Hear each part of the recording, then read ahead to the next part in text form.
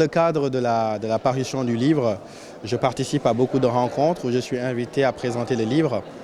Et c'est vrai que j'ai profité de mon séjour à Ziguinchor et avec l'organisation de Raphaël Lambal, on a décidé donc justement de venir parler aux étudiants du livre, de ces thématiques, de susciter l'envie et puis de leur donner l'opportunité de découvrir quelque chose, et puis de se l'approprier, de discuter, d'écrire eux-mêmes.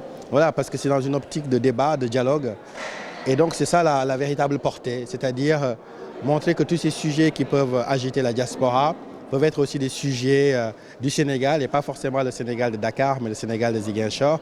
Et l'université est un endroit justement à la fois de savoir et de penser, et c'est pourquoi je suis heureux d'être là aujourd'hui. L'idée, c'est pas forcément qu'ils changent de comportement, parce que moi je suis pas un prédicateur, je suis pas dans la prêche, donc je suis pas là pour leur dire ce qu'il y a à faire. Je leur propose juste ce que j'ai écrit. Le sujet de mon livre, on va dire les sujets plutôt de mon livre sont nombreux. C'est la blessure coloniale, c'est-à-dire cette relation très très particulière qu'on peut entretenir avec la France, avec la langue française, avec les institutions françaises, ainsi de suite, en recourant justement à la lecture des pensées qui ont existé avant dans les livres, qu'il s'agisse de Senghor, de Cheikh Anta Diop, de Fanon. Et c'est tout ce que j'explore pour appeler à un nouveau temps des relations, pour qu'on sorte justement de ce que moi j'appelle les bons ressentiments, pour qu'on tisse enfin une relation saine et surtout qu'on puisse susciter ici la ressource locale pour qu'elle produise les ressources du développement.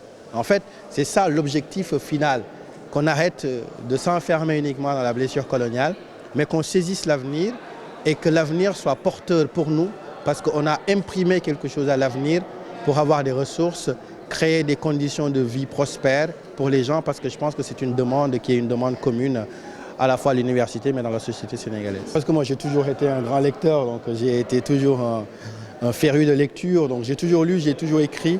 J'ai beaucoup écrit dans la presse sénégalaise, j'ai écrit des romans, j'ai écrit des biographies.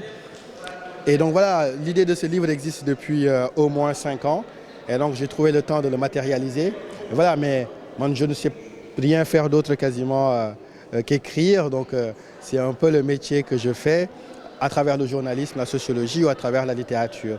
Donc voilà, et puis il m'a semblé qu'on est dans une période un peu charnière aujourd'hui et que insuffler une nouvelle pensée, une nouvelle dynamique dans le débat, ça pouvait être intéressant. C'est pourquoi j'ai écrit le livre.